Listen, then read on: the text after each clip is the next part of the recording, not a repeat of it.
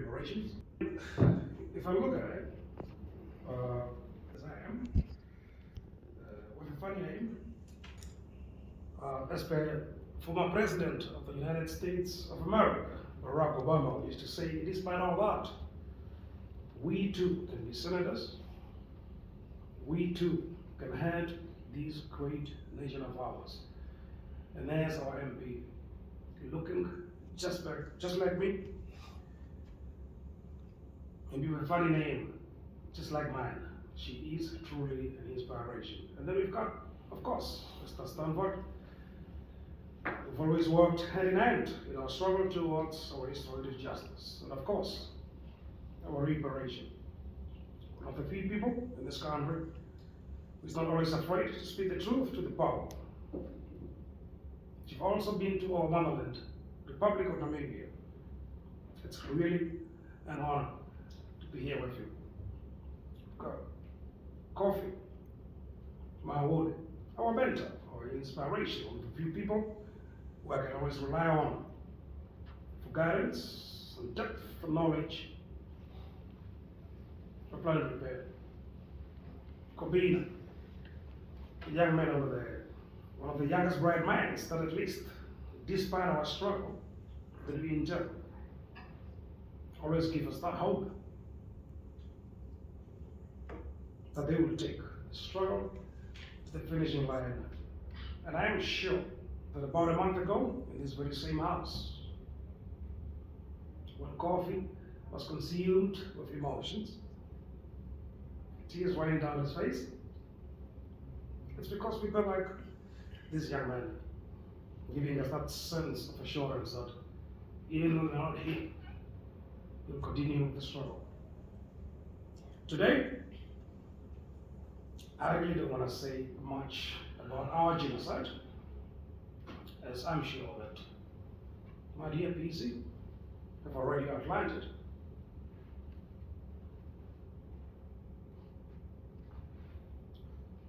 One of the first, or to be quite frank, one of the things that I want to address today is two things, which is divide and rule, and secondly, erase the history of the Ubuntukgotla and Nama community. To erase that history of one of the first genocides to be committed by the Germans way before the Holocaust. Those are the only two things that I just want to quickly address. Yeah, it is no secret that Namibia was one of the richest countries in the world before our independence. So much that our economy was once compared to some of the European countries. First-class infrastructures, unemployment so low that some companies, if not all of them, will ultimately knock at the doors of our various educational institutions, like schools, colleges, vocational training centers, universities, just hunting for manpower. And today, our country is running down the drain, thanks to sloppy government. It's corruption, and of course, the tribalism. To repair the damage they caused to our republic, their answer became the reparation fund, coming from the Germans at our behest, the victims of the genocide, to fund their failed projects. As a result, they saw a divide amongst us and handpicked some amongst us by bribery, giving them unlimited funds, farms, and whatever, to be the leaders of our community, the affected community, merely so that they can be compromised and therefore allow reparations money to fund their failed projects. At the head of it is what we call Dr. Hove Edwako, the government chosen one, whom while every hero and Nama was dismayed disgusted and disappointed by what the German government offered, a mere 30 billion euros over 30 years. And also, for that same fund to go for the government projects, the failed government projects. Money that was so little, it wouldn't even fund the city of Berlin for a year. He came out and said the following: it was a step in the right direction. It says, despite the fact that we've lost our land, we've lost our livestock, 80% of us got perished. Our mothers and sisters being raped, slave labor, while some of us are going to lose our language and culture. He's calling it a step in the right direction. And mind you, this is despite that every error, and I thought it was a slip in the face. It is no secret that our PEC, Professor Mujitelejiwa, the one who just addressed us a few minutes ago,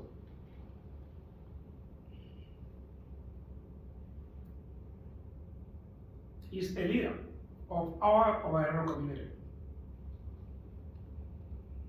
leading all the Ovairero people by 99.9%. But here we are. Namibia, a champion of democracy, apparently. They are backing, putting all the money that they can behind a man with the followers so little, they wouldn't even fill this room. To this day, our PC is yet to be organized by our government. As a result, we forced to sell our already perished animals just to settle the court cases that you just mentioned. The most important point is that it also undermines our case in the eyes of our enemy, the perpetrator, the German government. Here they are. Who should we talk to? They can't even sort themselves out. And my goodness, the Germans love it. And guess who else loves it? Our own Namibian government. And that takes me to my last point regarding just an extract from what my PC said at the press conference to the Nation Convention, a few months after taking the Namibian government to the Supreme Court, something that he just mentioned moments ago. And this was around the time of erecting a monument at Chuck Island, one of the places where our people were enslaved, walked to their death, so much that life expectancy at the time was just around 30 years. Where they got raped and massacred. He said the following, and that's what I'm going to end with. For 33 years, in post-independence Namibia, attempts have been made, not only in terms of the erase of the horrific crime of genocide, which took place on current day Namibian soil. Rather, very calculated attempts have also been made to erase the history of Shark Island by creating a tourism campsite which never reflected the history of this island. Since the dawn of independence, our Namibian government have consistently narrated Namibian history from the perspective of SWAPO, which was only formed in 1960 as only a last chapter to a campaign for self-governance that began many generations way before the idea of SWAPO was even thought. Consequently, this approach, whatever happened in terms of colonial history in Namibia before the formation of SWAPO, has been erased in all forms of public remembrance in narrative. Namibia has become so obsessed with pretending as if colonial resistance started with the formation of Swapo, such that Namibians have started to believe the dishonesty fed to them by the official narrative. A so-called hero barriers, a so-called heroes, not heroes, I'm sorry, a so-called heroes barriers tribe on the outskirts of Windhoek was specifically birthed to advance the narrative of Swapo, proclaiming itself the sole liberator. To date, outside the empty graves decorated with the names of towering figures of all early resistance like Henry Pittboy or Seakutako and others not meaningfully honored elsewhere, lastly only a case of the Swapo leader efforts of the 1960s that are honored with variants on that side is to proclaim the sole heroes of our liberation. And on that day, as he was speaking, he mentioned that the past weekend of Shark Island, which is at the time when he said this, was in many ways about reaction of a twisting of history, and as such marked the determination of the Nama and of our people to celebrate and honor the heroes and heroines of not only Shark Island Constitution Camp, but the broad and the long journey of our people to this day, wherein they still seek justice for historical crimes committed out against them. It also marked our determination to never forget that we were survivors of the most horrific crimes committed in history, here and at home and anywhere else in the world. Without any official government assistance, the Ubuntugotkla and our people have shown our resilience and determination to claim the right to exist as a people. And what he said was that as a leader of the number of our nations, the NTLA and OTA, we would therefore like to thank each and every one of those people that made a contribution to that remembrance at the Shark Island, particularly the Namibian,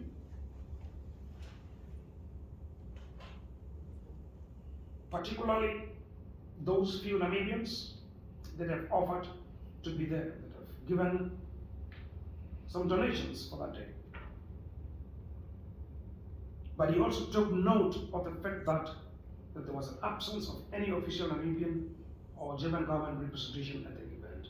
He also took note of the absence of any official representation of the Forum of the Germans speaking Namibians, even though formal invitations were given to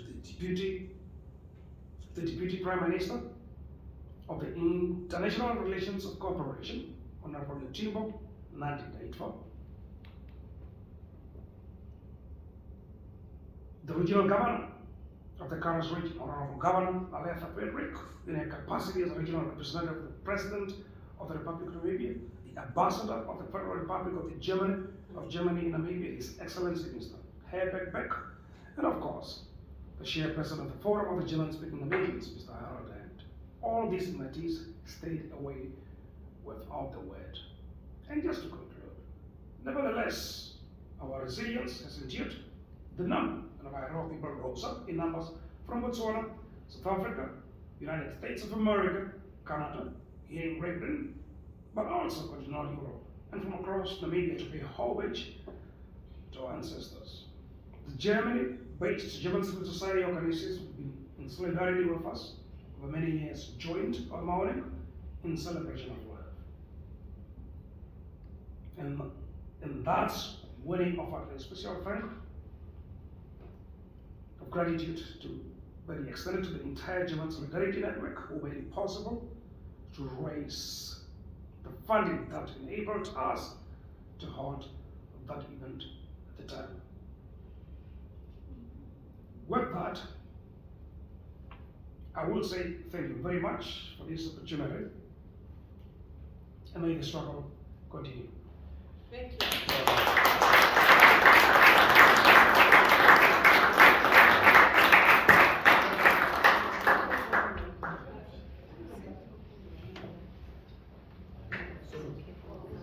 we're going to collect the questions towards the end.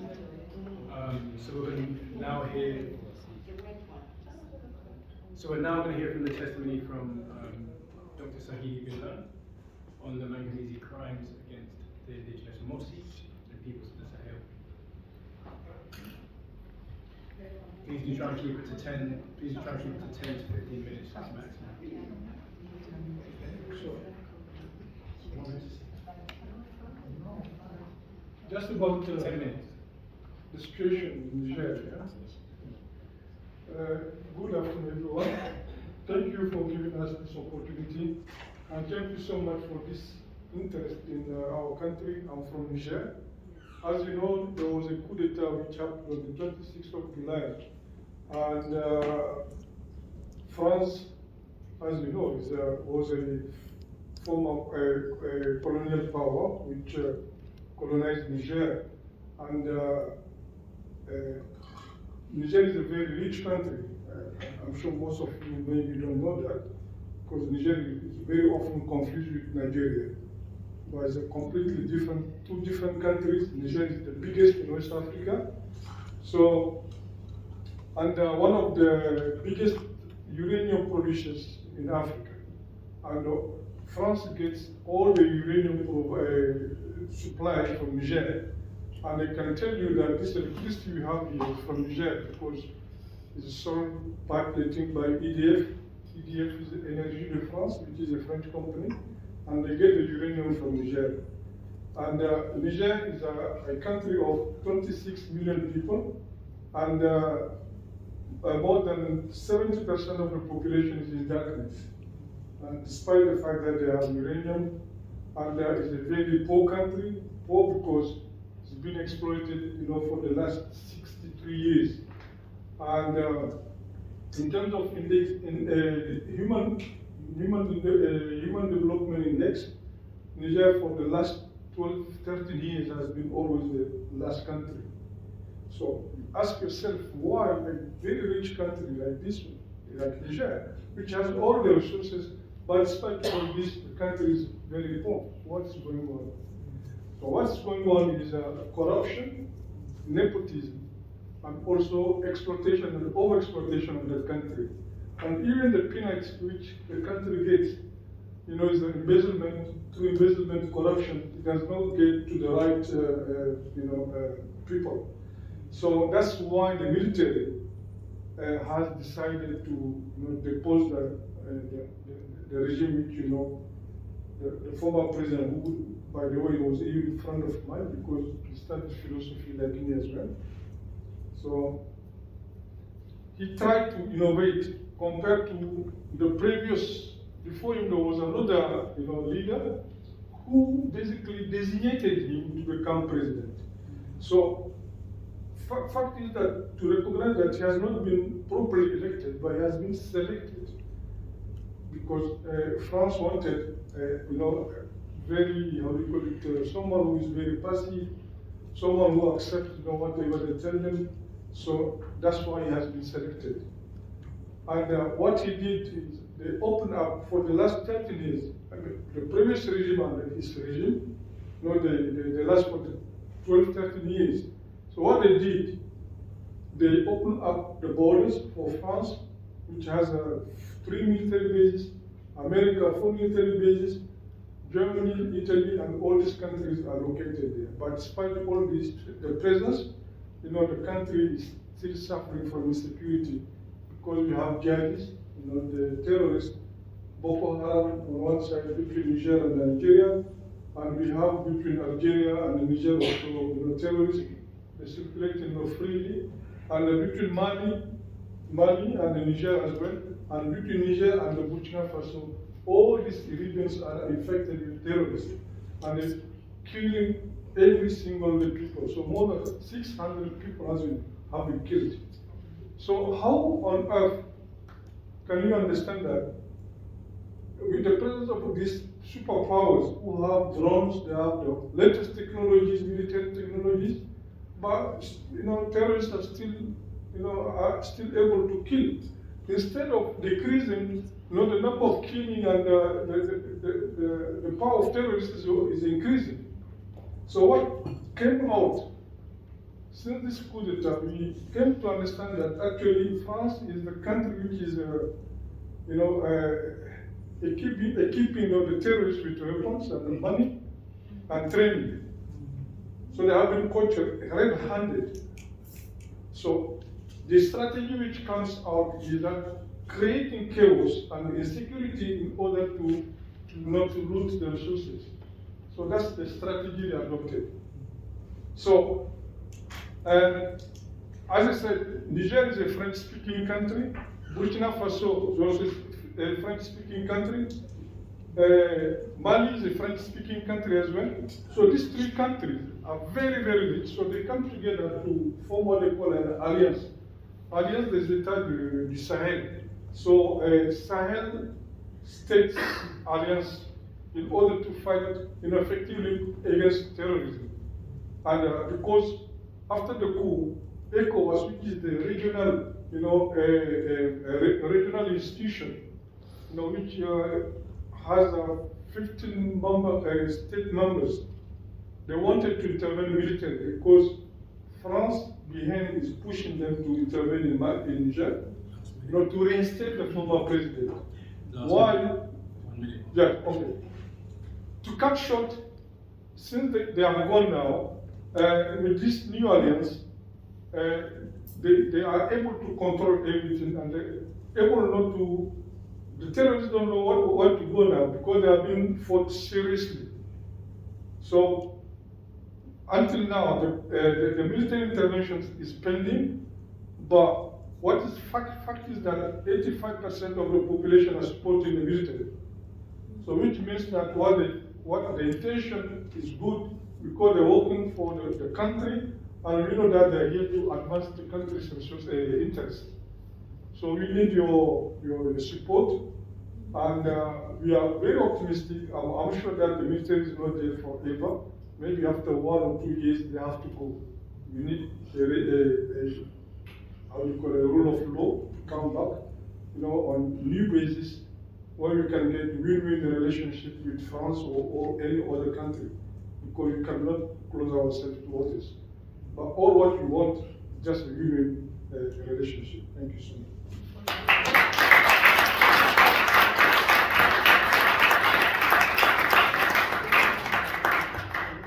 We're now going to hear a testimony from Ribeiro-Addy on the Quilombos and African communities in Brazil.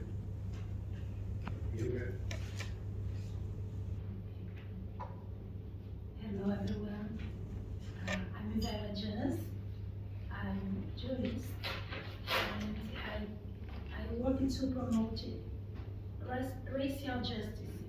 And today I'm here to represent to APPGAR. APPGAR is one Afro-Brazilian and Indigenous organization in the UK, and our mission is to promote and protect the historical, cultural, and artistic heritage of Afro-Brazilian and Indigenous people. We work to amplify our voice and to African Portuguese speakers too. I'm here to honor my ancestors. My sister is here today for supporting me.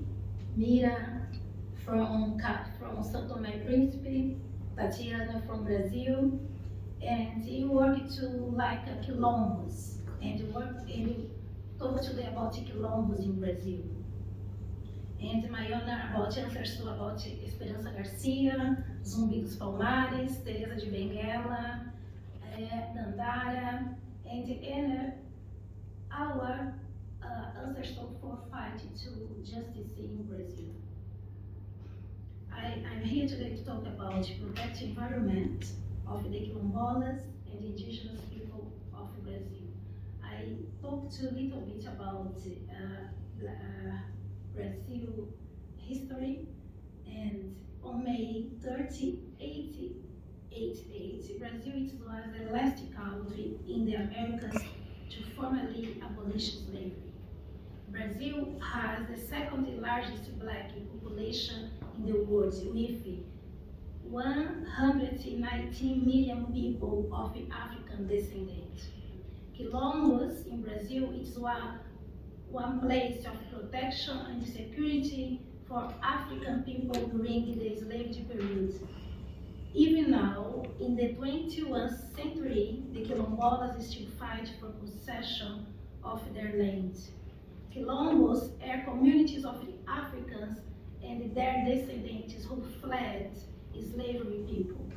At these places, they lived in freedom, producing what they needed to live and place here. They had the possibility of recover their cultural and religious tradition. Between the 16th and 19th centuries, Quilombo were created by enslaved people who fled the violent regime imposed by slavery.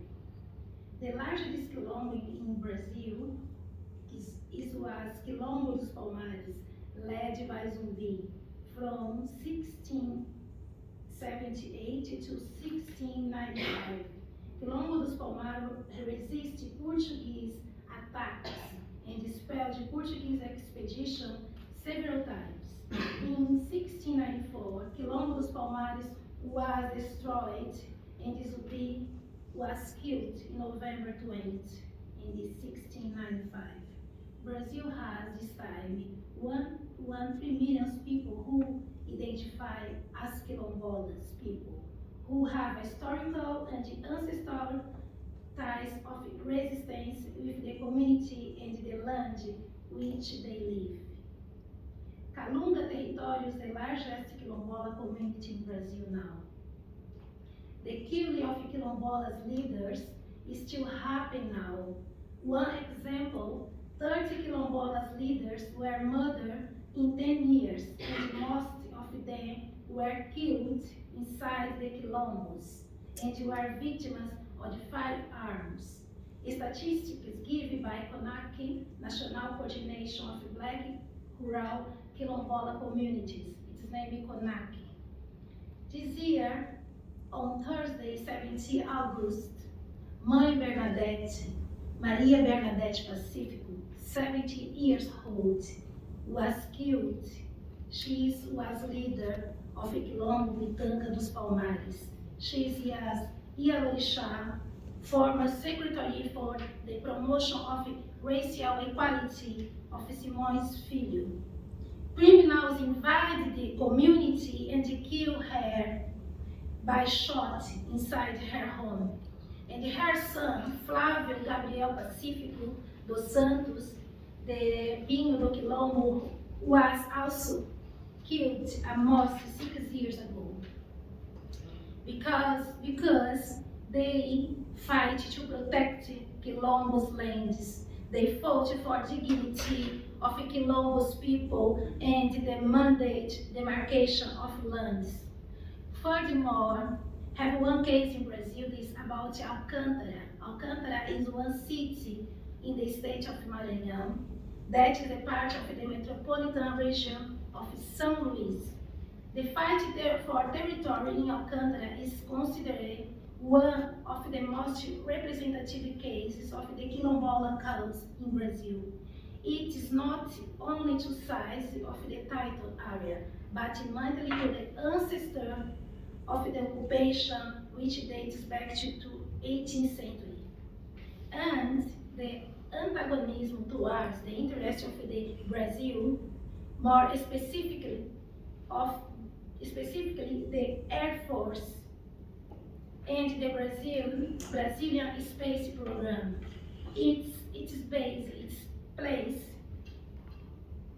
the Air Force base, it's about one contracting to United States with Brazil. And this 110 Quilombolas community live in this territory, have been made official by the National Institute of Colonization and Agrarian Reform, INCRA. Alcântara is predominantly Quilombola city.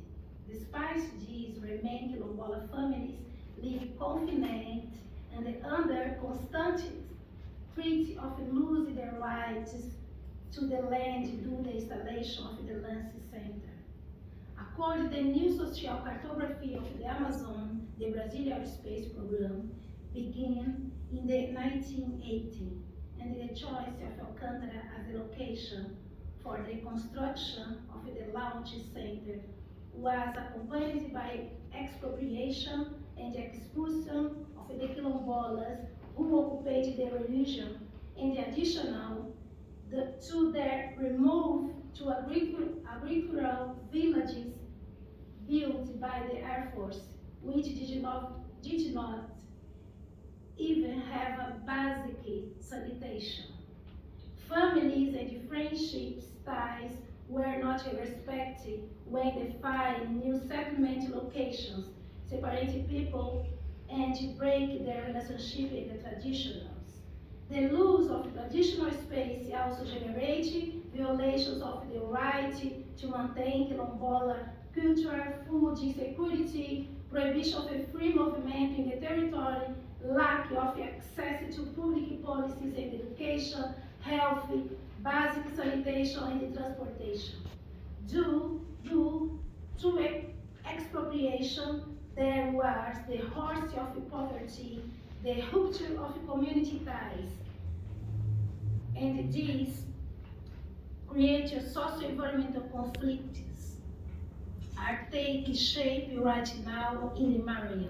Conflicts that have been for decades and caused a series of human rights violations, murders, death threats, invasion, land grabbing, deforestation, and even the criminalization of quilombolas people, indigenous people, and lawyers related to the cases of defense of the treatment territories.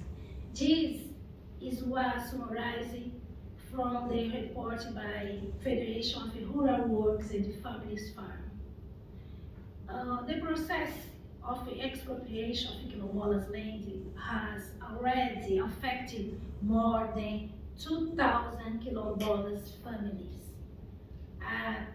The territory that corresponds to 52 of surface of the city of Alcântara. Hundreds of families, I feel so, sometimes I feel so emotional about this, because what it is affecting the quilombolas, indigenous people affected us, because it's affecting our existence. I feel sometimes so shocked because in Brazil continue the genocide against the quilombolas people, black people, indigenous people. Because Brazil always had one project of genocide against indigenous people.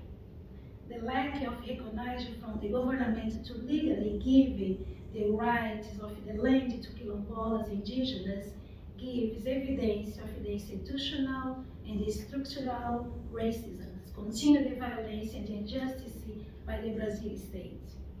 Today I'm here to talk. We are demanding reparation in Brazil for the justice system, about the security, health, education, political and justice system.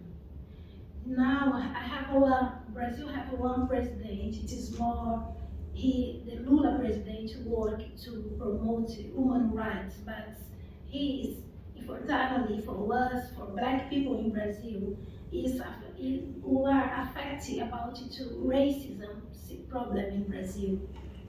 The Lula maintains the white privilege in Brazil, but now you here today to talk about the Lula must begin to act, repair the black Brazilian people. He wants reparation, and now specifically the black population demands one black woman, progressive minister, to be on the Supreme Court, representing the black population, because it is unacceptable that in the Supreme Court, it is 132 years of existence, have 171 ministers, has been occupied by only 3 women and 3 black men. Never one black woman occupied this place. And for now, this time, it's very important for change now. President Lula must begin to act and repair the black Brazilian. I'm here today to talk, to demand justice about Marielle Franco, Miguel Otávio, Mãe Bernadette, all black people was killed by Brazilian government. Thank you for Gobina, for inviting me. Thank you, Sister. Thank you for Mel Ribeiro, because if you work together, you can build the world for black people live more dignity and justice. Thank you very much.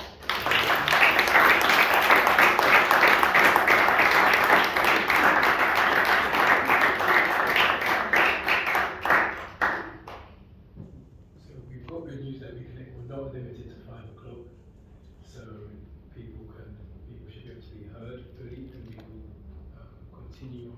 Thank you for your news. For your testimony, we're now going to be hearing from sorry, there's just silly logistics happening behind the scenes. We thought they were going to kick us out at 5, we're still here. So we're now going to hear. Please save your questions to the end, and including contributions from the floor. We're going to be hearing the testimony on the Maangamizi crimes against Indigenous peoples from Uncle Kofi Maori Crew, representing the Betowo Indigenous Nation of West Africa. Yeah, I've been talking a lot, so I want to cut it very short. By actually indigenous nationality, I belong to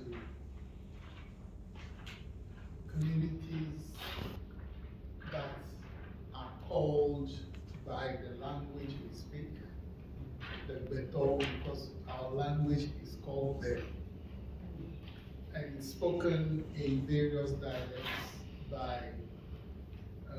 its ethnicities like the Ewe, from whom I come, the Fon, who are largely, the Ewes are largely in present-day Ghana and Togo. The Fon are in Benin, and then there's the Ajak that also stretches, between Togo, Benin, and into Nigeria. So the borders of Ghana, Togo, Benin, and Nigeria actually partitioned our land. And these borders were imposed largely by the 1884-1885 Berlin Conference, which was convened from the 15th of November 1884 and lasted up to 26 February 1885 in Berlin, Germany, convened by the first German Chancellor, Otto von Bismarck, upon the request of King Leopold II of Belgium. And that conference was for European states that were involved in the scramble for Africa to sort out amongst themselves a united front, because the African indigenous nations were actually playing them against each other. And they realized that in order to be able to conquer all of Africa, they needed, as Europeans, to sort out their differences among themselves and have a strategic plan, all-European plan. And that is how they were able to eventually, through excessive violence, conquer Africa and particularly West Africa, that is our home now. Now, I mean, we could talk about so many atrocities within this period. The German state that was involved in the atrocities in what is now present in Namibia, Southern Africa, Eastern Africa, was no less atrocious, in its dealing with people in West Africa, particularly our people who have quite a remarkable history of armed self-organization. The so-called Amazons,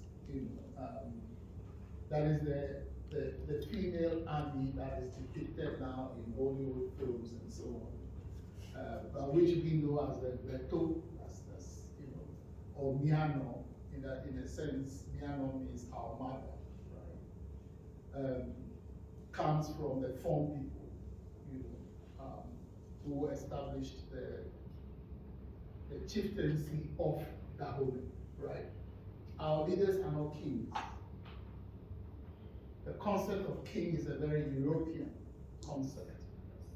It is about virtually an absolute ruler.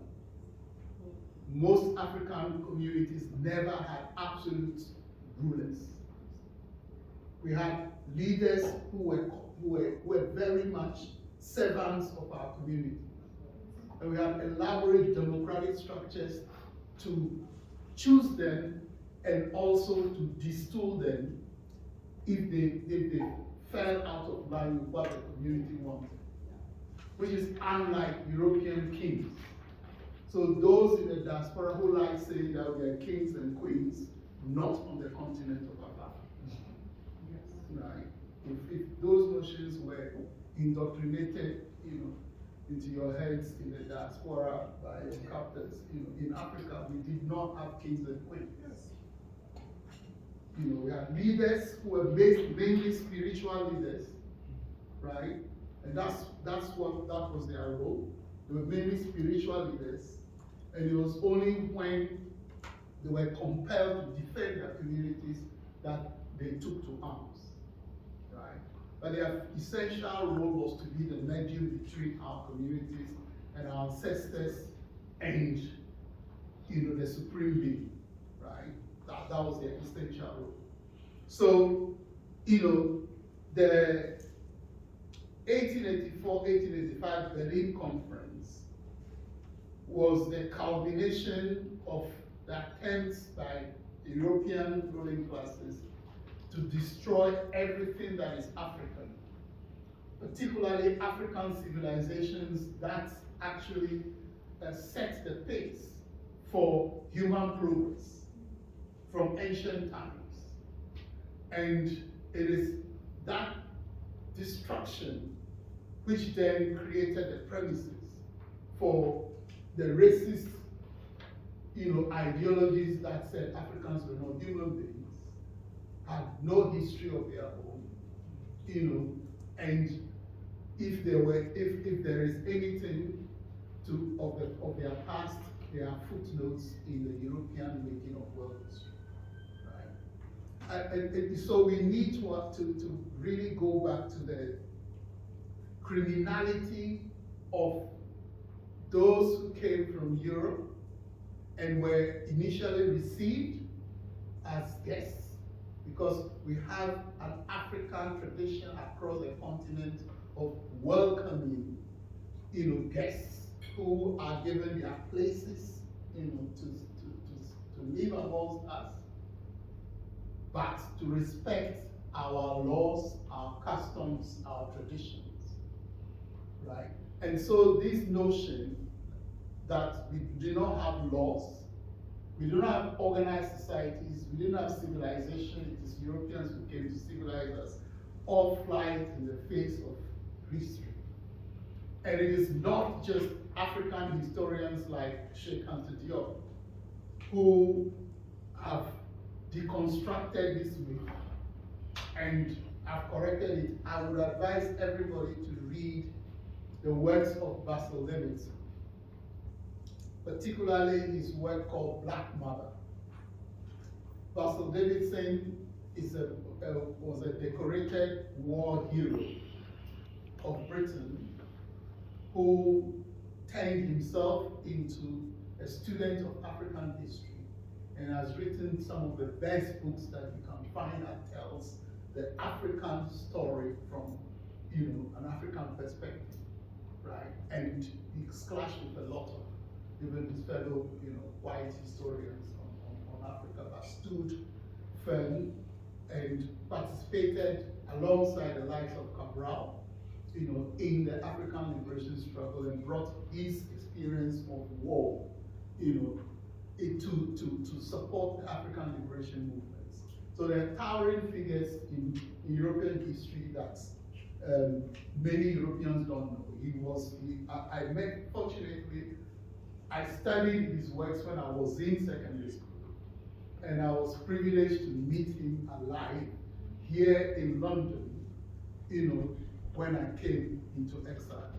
So there are these people and we cannot deny them, Peter Fryer is another one. These are people who record. But the point about the 1884-1885 Berlingo, which affected not just our Bertol indigenous nation, but all other African people, right? Both on the continent and in the diaspora. Because there are many people in the diaspora who wonder why is it that Africa allowed the best of her sons and daughters to be just taken out like that. You know that history of what led to the 1884 Berlin conference, and then its aftermath, and you have the answer there. Because Europe had to unify its aggressive forces, and with the support of the United States of America, there were 14 countries represented. Not one came from Africa, despite the fact that at that time Ethiopia was, a country, that was not, colonized. And in fact, if there's anything African in the people who converged at that conference, it is something strangely called the International Congo Society. And to be, good to guess what that represented, right? That was Belgium, right? That took upon itself under that name to represent, Africa, right? But the consequences of this is that even after so-called proclamation of independence, in, let's say, Ghana, Togo, Benin, Nigeria, the efforts of progressive African leaders like Sajifo Kwame Nkrumah to unify the continent, to remove these artificially created barriers, were fiercely resisted, particularly by Britain, France, Portugal, right, who held most of Africa at the time, to the point of assassinating, those who wanted to defy them.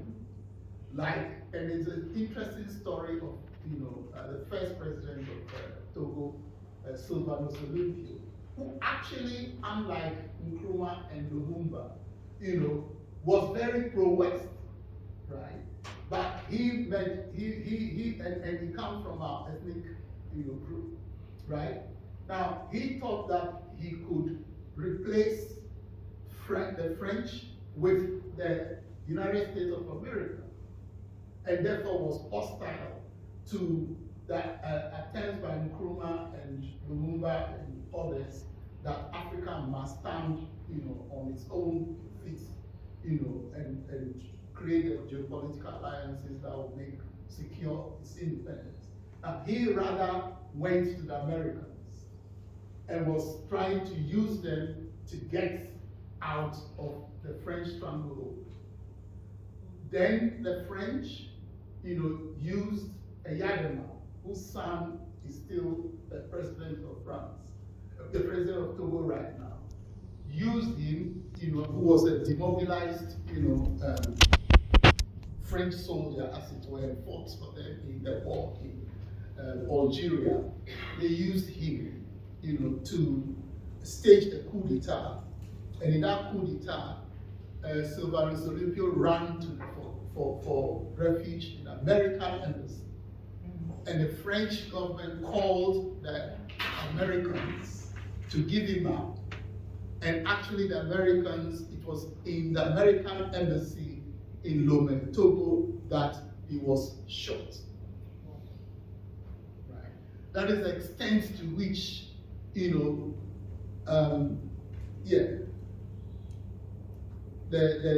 nefarious coming together of European interests to protect European interests even against puppets that they had used. That's how far it could go. But the consequences of that is that our Gweto have become minoritized groups. Instead of having their own indigenous nation, become minoritized groups in these various countries. They're treated like a threat to the existing artificial nations created by Europe because they've not given up on their fight to unify. And there are tendencies towards secession, which is to say, let's completely break away and create our own state, unified state. But there are those of us who insist that it is not possible for our Gweto to stand on their own, and that our destiny lies in a Pan-African future where the other colonized communities within Africa and our African diaspora can unify in what we call the Ubuntuman. And that is the only guarantee that we can stand together. And that is a commitment that some of us make in response to this. But the atrocities that are visited upon, particularly the Gweto, during election time, for example, in Ghana, there's scapegoated everywhere. They're scapegoated because they cross the borders and try to maintain at least their cultural unity. They're seen as threatening the security of these artificial nation states in Europe, and they are hunted down, terribly. But in the time of elections, it's a time that many of in any of these countries, there's a massacre of our communities. They come under severe military occupation by all these governments. And they denied any access to their resources because, for example, the Volta Dam that was built, the Volta Dam that's the largest man-made lake, in the world, built provide electricity actually for West Africa. Took a lot of the lands, but the benefits of that have not come. It was an elaborate project developed with the consent of the various communities because they were consulted in the process. And it was not just about electricity, it was about irrigation, it was about aquaculture, it was about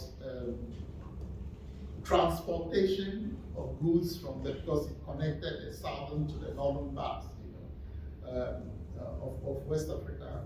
And all of that hasn't happened because 1966, the Kwame Nkrumah government was overthrown. The plots actually hatched by British intelligence and the CIA with the Israeli, intelligence collaboration. So the underdevelopment of the area is huge. Poverty is, the lot of the vast majority of the people. A few get, co-opted into the various governments, but they just sell their people out. And so the criminality of neo-colonialism and its devastating impact on not just our indigenous, the third nation, but also on all indigenous people throughout Africa needs to be, highlighted. And I want to end on this note. You see, there is a way in which various African communities, indigenous nations and communities, tend to want to particularize their own cases, as if that is, either the worst or the ones that people should pay attention to. And we are not doing any, justice to ourselves when we take that very, narrow chauvinistic, approach to seeing our issues. The entire process of colonization was genocidal, both in Africa and across the world. Genocide is what you can look at the legal definition of genocide and apply it to the entire colonization process, right? And you see that everything about colonization was genocidal. Of course, there are particular instances of heightened genocide where you can talk about what was done to the Nama and the Herero and to the communities in Niger and the Sahel, by the French, the apartheid regime in Southern Africa. You can talk about heightened genocide. It's a heightening of the genocide. But that cannot be seen as the only acts of genocide.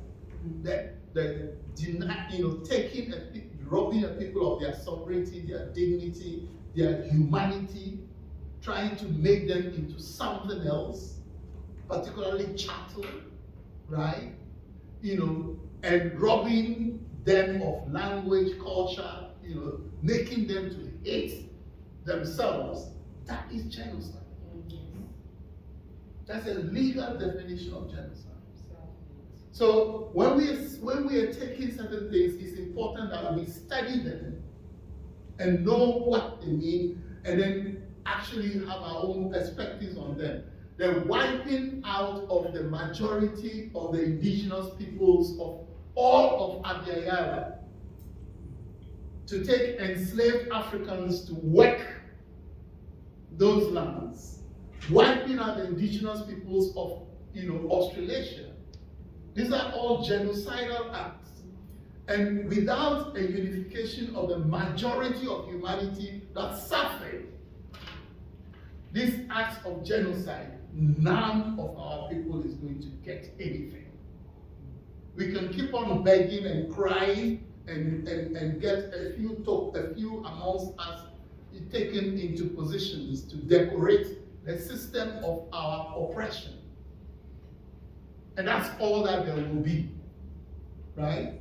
But if we want to be free, and there is every chance that we can, if we work together, be free, then that is a challenge that is posed to us by reparations. And the reparations begins with us, first of all, stopping the acts of genocide that are continuing up to today.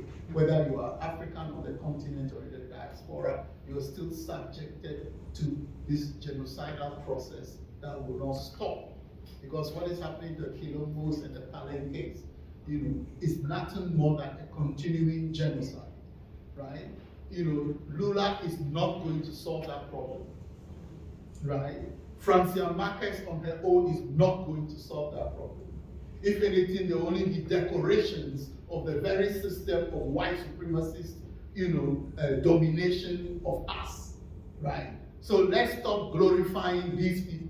This idea that the first black person to be in this position, right? Let's stop that nonsense. Because these are the very instruments that are used, to create misrepresentation, deny a substantive representation and fool many people into thinking that the system can do something for them. But if we unify our forces, not only will we emancipate ourselves, we will give particularly peoples racialized as white the opportunity for their own self-emancipation and rehumanization. So our struggle for reparatory justice, as APP is not just about ourselves. We are the parents of humanity. We have the duty to set all of humanity free. And it is by taking that attitude, knowing the efforts that all have made in this process, that was said. And so education is the challenge in terms of actually effecting reparation. First and foremost, that is the challenge. If anything we can get can be utilized to resource us learning about ourselves, because we don't know. We don't know about ourselves, right? I challenge anybody here who's an African to tell me beyond their grandparents what they know about their own family story. Right? Let alone our communities and about each other. Let alone about the entirety of humanity, right? So the educational work, if we don't start from there, forget it. There will be everything else but not reparatory justice.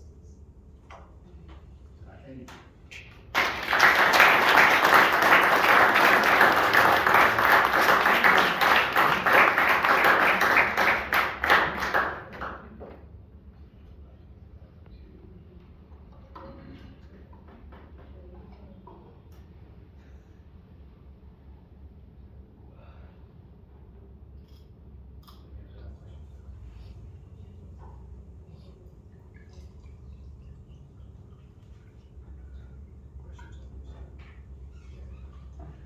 Okay, so just trying to balance in the interest of time for the testimonies that have contributed so far. We'll now have a short 5 minutes where people can ask questions on anything you've heard so far. And of course, not just those questions on maybe contributions or reflections on the Maangamizi crimes, their similarities, particularly from the Commission, if you have any questions on anything that anyone said. Now's the time to ask it, and we'll collect those questions, and then you will be allowed 10 minutes to go outside and deliberate. Any questions?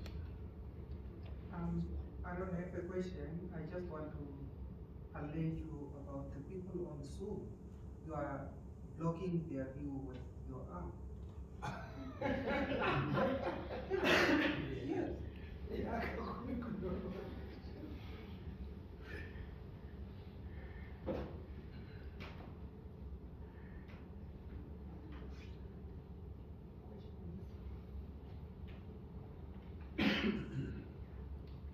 Yeah, one question. No, not the question, just a contribution. I think global justice is important, against exploitation from man to man, and also exploitation of the ecosystem, and even justice for future generations, our unborn children. So I think there is a philosophy which has been initiated by Apple, which can be maybe scrutinized or maybe studied. It's about a global ethics of responsibility. Global ethics of responsibility, which can only be generated through dialogue. So we need to talk to each other, we need to know all human beings, beyond the skin color, beyond the culture, talk to each other, and maybe they can get to that. Thank you. Because it's a very good way to abolish, for example, epistemic injustice, because that's creating a lot of problems.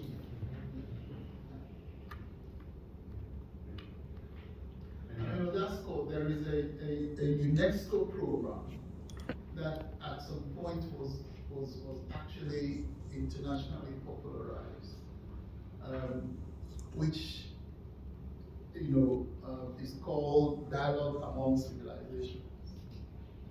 And I think that that is extremely relevant at the moment. Because, the idea that many, of the African elite hold that the only civilizations are the European ones, and deny their own civilizations because they are ignorant about them. They've been indoctrinated with this whole thing about universalizing, European civilization, and they think that's the only one that exists.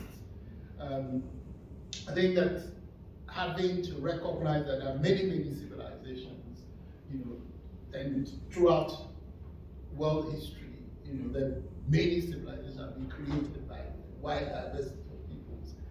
And we need to rediscover these civilizations, and we need to interrogate them and have this dialogue amongst ourselves.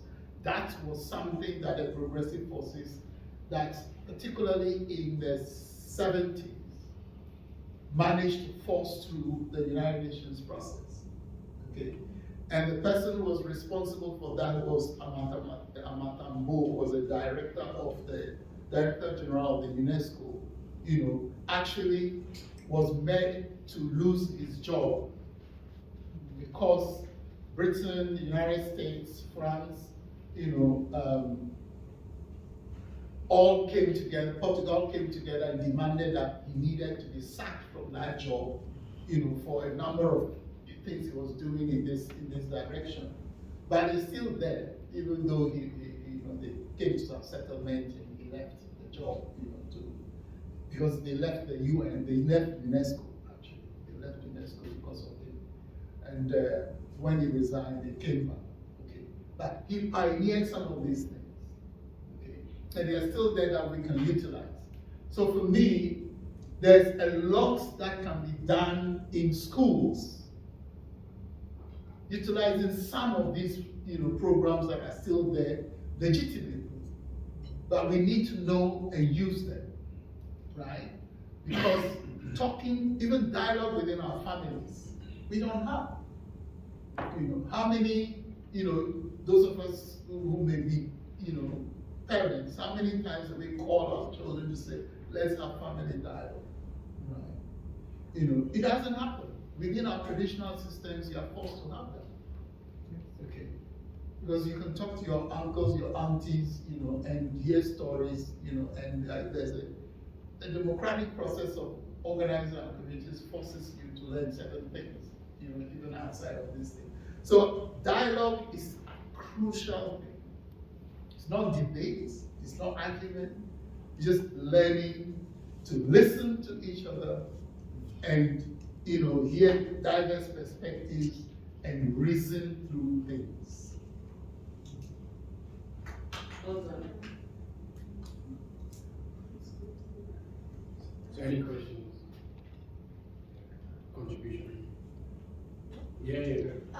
Well, in APPGAR, and in a lot of other continents across the world, we know that our communities have also been living Maangamizi crime scenes and colonial crime scenes in their territories from, I guess, the coups that our governments face when they are democratically elected and people's governments, to the transnational companies in our territories, to the war on drugs, which is very similar to the war on terror, tactics to divide our communities in order to extract them. Right now there are obvious efforts of colonized communities across APPGAR and across the world, like Pueblos Unidos, for example, that was in the volcanic region in Puebla, Mexico, that set up their own people's tribunals in order to kick out transnational companies and take back their land, expropriate their land in service to the people, and their traditional uses and forms of government. I guess one of my question is, what are the first steps or calls to action upon communities from APPGAR and other continents in order to engage in this internationalist process to develop people's tribunals that are able to deliver global justice? I guess the question is, what are the first steps that our communities can begin to take in order to develop these close connections to build these popular tribunal processes?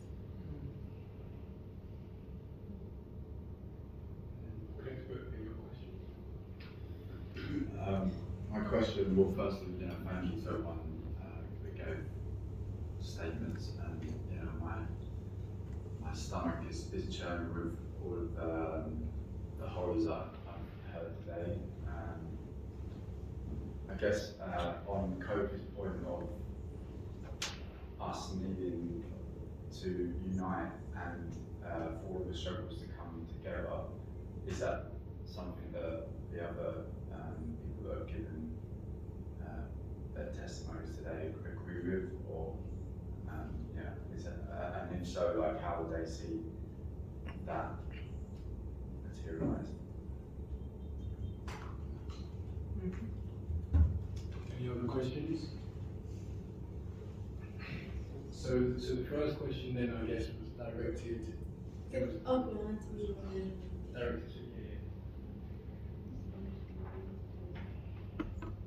On what are the first steps for? Well, I think for me, the first step really is glocalize, what we call glocalization. I think we've all known now that we are up against a very united force. They are far more united now than they were in 1884, 1885, right? And they have, literally one, military machine. They have one media machine. They have one miseducational machine. Yes. Even though they manifest themselves, in many names. But if you actually, if you follow how corporations are organized and run, you eventually end up with just one corporate, entity. And the same thing, we talk about one world government is yet to, happen. It's already here. Okay, as far as they are concerned. Now, interestingly, oppressed peoples, actually fragment their efforts, right? And you can have people who, honestly put a lot of energy and time into taking some spectacular actions of resistance, which yield very little, right? And which most people in the world who would have been on their side, don't know about until we see the carnage that results, from those kinds of actions. And I think it is from that perspective that, personally, I believe that if any community of resistance anywhere in the world, and both in the global north as well as in the global south, is planning some action, part of that planning process should be which other communities across the world can take joint action with your community. And you need to put that into the planning. Don't wait and take action and expect that people will hear it through the media and come to your support, right? It doesn't happen that way. We've seen enough. So, glocalization can only happen when we recognize that there are others fighting similar battles, and we need to reach out to them. Yes. And inform them, right? So that they are even in readiness to take appropriate action where they are in support of your action, right? We don't do that. And very often we're in a hurry to rush when we think that we've just sorted it amongst ourselves, in one little corner of the world. We rush into action. And I'm particularly passionate about this, because of also the question that the sister from Colombia asked, right? Why is it that our Quilombos and Palenques will take actions without African people on the continent knowing about those actions? Yes. Who do you think is going to let them know? Where do you think your first, support is going to come from when you take such actions, right? Throughout my education in Africa, I never knew what a Kilongo was or a Palenque was. That was missed out in my education by design. Yes. Right? Somebody designed a system of education and curricula to exclude those things. Exactly. Right? So now if you don't reach out to find us and let us know, how on earth do you think somebody in some little village in Africa is going to know, that the black people you see, on the screen actually are African when they're told that they're Americans, when they're told that they are Latinos, right? So we owe it to each other to find each other. In the same way, why would somebody in Africa who is introduced to, these cowboy films, where the Indians are being made to act like fools, and they get shot, right? And, we all played cowboy games, when we were small, and nobody wanted to be an Indian. You wanted to be the cowboy shooting the Indian fool, right? Who gave us, who invested in that miseducation, right? Why do the indigenous people of Adelia, and I never knew that the place had a name other than America. Now, so we need to do this now, because now the technology can be utilized, right? So that when somebody sees, I was moved when I saw a film about Palenque San Basilio, right? They destroyed Palmares. It no longer exists. But Palenque San Basilio exists. There are other Quilongos that exist, right? If you don't teach us about the Quilongos and the Palenques, nobody else will. The governments we have are not interested in those places, right? So when Francia Marquez goes to South Africa and, the places she visits, and won't go down into our indigenous communities and meets with these, heads, neo-colonial regimes, she's wasting her time and wasting the efforts that were made by Africans in Colombia to elect her, right? She needs to, we have all this. Obama orchestrated the destruction of Libya. And the consequences are what we see in the Sahel. But it takes the ANC government to invite Obama to be the keynote speaker at Nelson Mandela's anniversary. Look at it. And now you are now crying, crocodile tears because of the Palestinians. Right? So if we don't reach out to each other, right, these coconuts we have there aren't going to do it because they are paid not to do it. No matter how many visits Francia Marquez makes, Akufo-Addo is paid to ensure that whatever you discuss with President doesn't get even into the Akan communities from which, he comes. So you should wake up and challenge those who come as your leaders in the diaspora as we challenge ours on the continent. Right? And we can only do that when our communities are connected. Right? Because I had to go to Cuba to see that Africans in Cuba came from our Beto nation.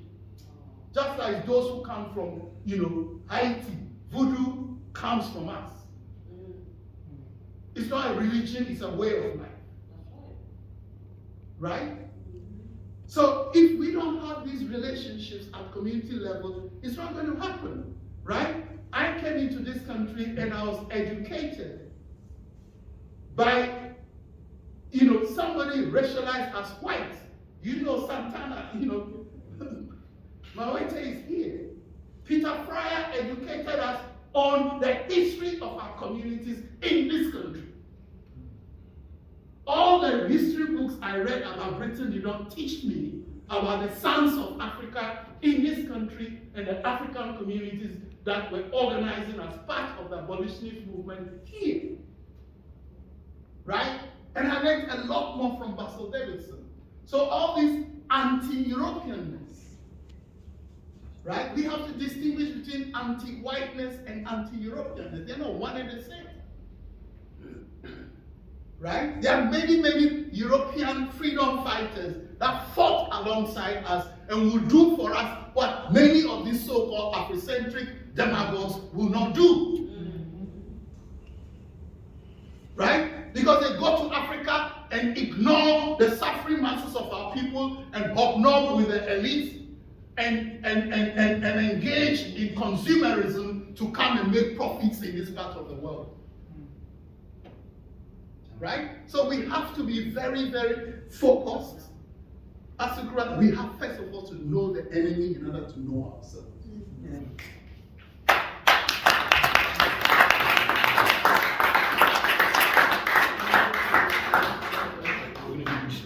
Just 1 minute from anyone that contributed. This direct question back from Todd was for those that mentioned and agreed that this principle of uniting communities. Anyone who else was on the panel or who gave a testimony, what do you see as the steps that you can take? That's how I'm interpreting the question. To be uniting communities. Anyone want to take that? Okay, you want the question? That goes to Dr. Sahibi. I mean, my way to, do you want to take that one? Yeah. I just want to make a short comment. Okay. Two conversations that I had yesterday. This will be the last in a one. way, 1 minute. yeah, and in somewhat what we've been discussing. One was with my mother, who has Alzheimer's, and another one was with a brother who is in Brazil. So in a way, we begin to see the one side. My mom said she was watching something on YouTube, and see someone who was calling himself as Chief Indigenous. And as far as she has as his languages, his community standard begin to recede, she says, Chief Indigenous, can you say such a thing? You know, a chief and an indigenous cannot be. Because if you're an indigenous, you can never be a chief. Because you're supposed to be, an indigenous is supposed to be an ignorant. Somebody can read, can write, and somebody doesn't know nothing, can you be a chief? And I just stop in my tracks because, and I look at it, why not? Because it doesn't happen. It cannot be. There's not supposed to be. If you're an indigenous, you're supposed to be a chief. And now why she goes to that, and all of a sudden just thinks, oh my God, what happened here? Because I was not recognizing my mother. And what she was saying is exactly because she received back to see how deep colonization has been ingrained. Yes. So what was there, what she was remembering, and she woke up that morning singing the Portuguese national anthem. And we begin to see so the memories that she was getting, receding, and she was getting the colonial memories. And I said, this is terrible. This is really terrible. So the other, I'm just leaving that because there's no following that comment. A brother had a conversation in Brazil with someone who is engaged, is politically engaged, and he called me because he said he wanted to have a conversation with the local governments, people in the local government, because trying to bring a view of Angola, because there is this trust of Lula going to Africa and so on, and Africa's importance in Brazil and so on. But there's a lot of mystification around it, and it is important that you put to back what is that relationship is and what it should mean for each and other. And he said, and he told me, so we need to talk about it, how we can go about it, what we're going to tell them, I don't know how we're going to start this conversation. And he said, who else will be involved in that? And he said, the Quilombolas. We have the Quilombolas, and the people here. Oh, that is interesting. That is, now we have something to start with. Because the Quilombos is still there in Angola. So that's where they really came from, including the war. So therefore, it would be interesting if we get the Quilombolas to visit Quilombos, to begin that conversation in one side to the other side of the Atlantic, because that's where they came from. And they reenacted what they had back when they were in Brazil, because most of the Brazilians came. So, and this is important, I just need to sum up what we've been discussing here and way forward. That is already there, because we have that information back there, and that we need to reconnect and become bounce again to think as one and to use it. What we can do is wait. So, great, so thank you, because that actually did answer your question. We have 5 minutes for the commission to go. Sorry if I was bureaucrat, right? It was make this thing land, but for you guys to deliberate so that you can then feedback, and that allows any last conversations to happen while they're out the room. Yes, can you feedback without deliberating? No. Can we just say that we adjourn for them to go away and discuss among themselves, and then communicate the decision to us? They don't have to do it. Okay. We don't have to do it now. You need time. Okay. Then maybe your comment, you can ask your question to make your comment. Yes, I just like to comment about the part that we have to know each other and we have to communicate each other. In Colombia, there is a dance that is called Congo Grande. But I learned that there was a Congo in Africa when I came to this. Yeah? And another thing is that, yes, our Vice President, Francia Marquez, she was in Africa and was like, in Colombia, where is Africa? What's Africa? But it's something that you said. We should know what is the reality of Africa. That's something that, for example, it's not just for Francia Marquez, but for everybody, as you said, to communicate, to understand the reality of Africa, and to link with our reality, not just in the Americas or Albajara, or it could be around the world, because in Africa, the problem in Africa is a few people managing the land and the resources. It's the same in our country, in our continent. And just it's a few ruling people taking advantage, and international companies taking the resources, and the people who live in that area working for that company are the poorest in the region. So it shouldn't be like a just Africa problem. It's the problem of the population in general. And in that part, I personally relate with Africa. I said, it's the same problem. In Colombia, they're taking the land from just a few people. They genocide, they killing people, black, Indian, whatever, just to take the land, to make business and to do contract with the internationals, or to grow cocaine. That is the business now. And now that I say cocaine, I just want to tell you that the people that you see